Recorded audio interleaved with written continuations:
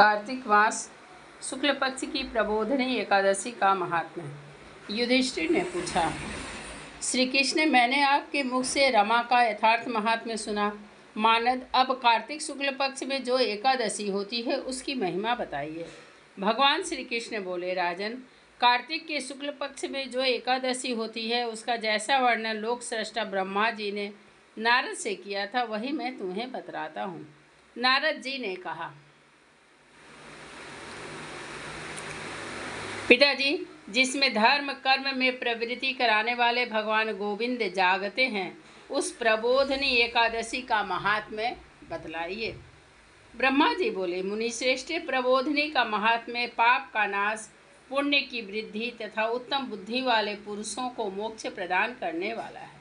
समुद्र से लेकर सरोवर तक जितने भी तीर्थ हैं वे सभी अपने महात्म्य की तभी तक गर्जना करते हैं जब तक कि कार्तिक मास में भगवान विष्णु की प्रबोधनी तिथि नहीं आ जाती।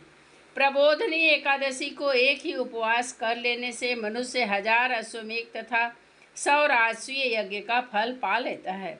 बेटा, जो दुर्लभ है, जिसकी प्राप्ति असंभव है तथा जिसे त्रिलोकी में किसी ने भी नहीं देखा है, ऐसी वस्तु के लिए भी याचना करने पर प्रबोधनी एकादशी उसे देती है। भक्तिपूर्वक उपवास करने पर मनुष्यों को हरिबोधनी एकादशी ऐश्वर्य, संपत्ति, उत्तम बुद्धि, राज्य तथा सुख प्रदान करती है। मेरु पर्वत के समान जो बड़े बड़े पाप हैं उन सबको यह पाप नाशनी प्रबोधनी एक ही उपवास से भस्म कर देती है। पहले के हजारों जन्मों में जो पाप किए गए हैं उन्हें प्रबोधनी की रात्रि का जागरण रूई की ढेरी के समान भस्म कर डालता है।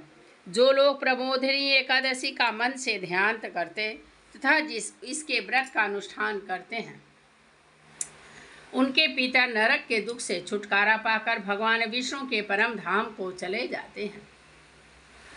ब्राह्मण, अश्वमेध आदि यज्ञों से भी जिस फल की प्राप्ति कठिन है वह प्रबोधनी एकादशी को जागरण करने से अनायास ही मिल जाता है।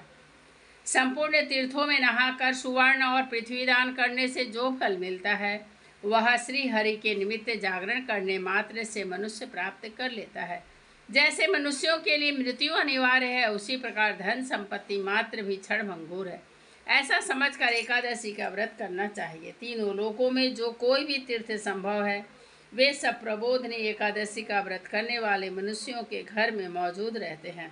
कार्तिक की हरबोधनी एकादशी पुत्र तथा पौत्र दान करने वाली है। जो प्रबोधनी को उपासना करता है वही ज्ञानी है, वही योगी है, वही तपस्वी है और जितेंद्रिय है तथा उसी को भोग और मोक्ष की प्राप्ति होती है। बेटा, प्रबोधनी एकादशी को भगवान विष्णु के उद्देश्य से मानव जो स्नान, दान, जप और होम करता है वह सब अक्षय होता है। जो मनुष्य उस तिथि को उपवास करके भगवान माधव की भक्ति पूर्वक पूजा करता है वे 100 जन्मों के पापों से छुटकारा पा जाते हैं। इस व्रत के द्वारा देवेश्वर जनार्दन को संतुष्ट करके मनुष्य संपूर्ण दिशाओं को अपने तेज से प्रकाशित करता हुआ श्री हरि के वैकुंठ धाम को जाता है। प्रबोधनी को पूजित होने पर भगवान गोविंद मनुष्य के बचपन, जवानी और बुढ़ापे में किए हुए 100 जन्मों के पापों को चाहे वे अधिक हों या कम धो डालते हैं। जय प्रभु जय। अतः सर्वथा प्रयत्न करके संपूर्ण मनोवांछित फलों को देने वाले देवाधिदेव जनार्दन की उपासना करनी चाहिए। बेटा नारद, जो भगवान विष्णु के भजन में तत्पर होकर कार्तिक में पराये अन्न का त्याग करता है वह चंद्रायण व्रत का पालन फल पा जाता है। जो प्रतिदिन शास्त्रीय चर्चा से मनोरंजन करते हुए कार्तिक मास व्यतीत करता है वह अपने संपूर्ण पापों को जला डालता और 10,000 यज्ञों का फल प्राप्त करता है। कार्तिक मास में शास्त्रीय कथा के कहने सुनने से भगवान मधुसूदन को जैसा संतोष होता है वैसा उन्हें यज्ञ, दान अथवा जप आदि से भी नहीं होता। जो शुभ कर्म परायण पुरुष कार्तिक मास में एक या आधा श्लोक भी भगवान विष्णु की कथा बाँचते हैं उन्हें 100 गोदान का फल मिलता है। महामुने, कार्तिक में भगवान केशव के सामने शास्त्र का 100 अध्याय तथा श्रवण करना चाहिए। मुनिश्रेष्ठ, जो कार्तिक में कल्याण प्राप्ति के लोभ से श्री हरि की कथा का प्रबंध करता है वह अपनी 100 पीढ़ियों को तार देता है। जो मनुष्य सदा नियम पूर्वक कार्तिक मास में भगवान विष्णु की कथा सुनता है उसे सहस्त्र गोदान का फल मिलता है। जो प्रबोधनी एकादशी के दिन श्री विष्णु की कथा श्रवण करता है उसे 7 दीपों से युक्त पृथ्वी दान करने का फल प्राप्त होता है। मुनि श्रेष्ठ, जो भगवान विष्णु की कथा सुनकर अपनी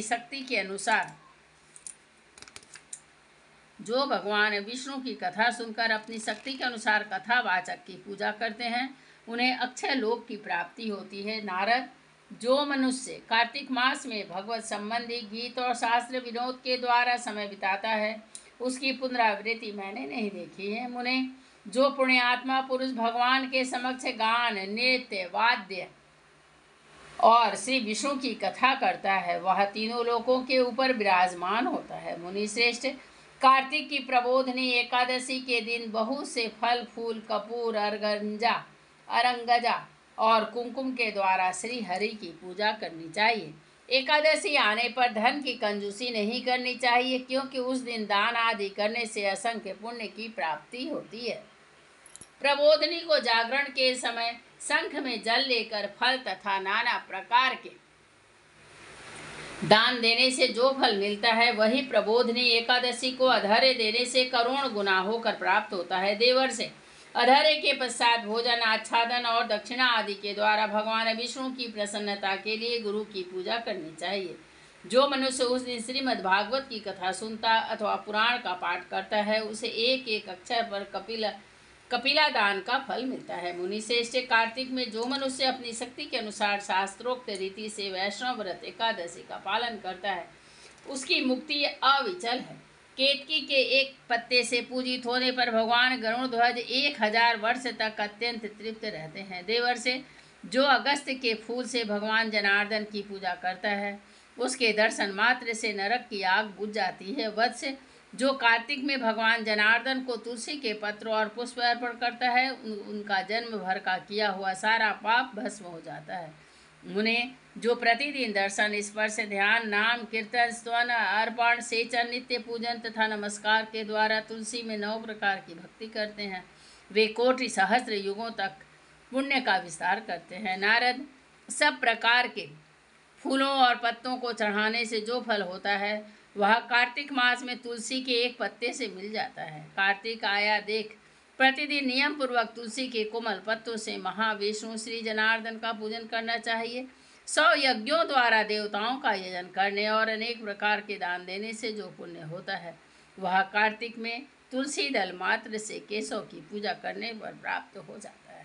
जय भगवते वासुदेवाय नमः। जय श्री कृष्णाय वृंदाय तुलसी जय प्रियाय केशवस्य च कृष्ण भक्ति प्रदे देवी सत्यवत्तयी नमो नमः।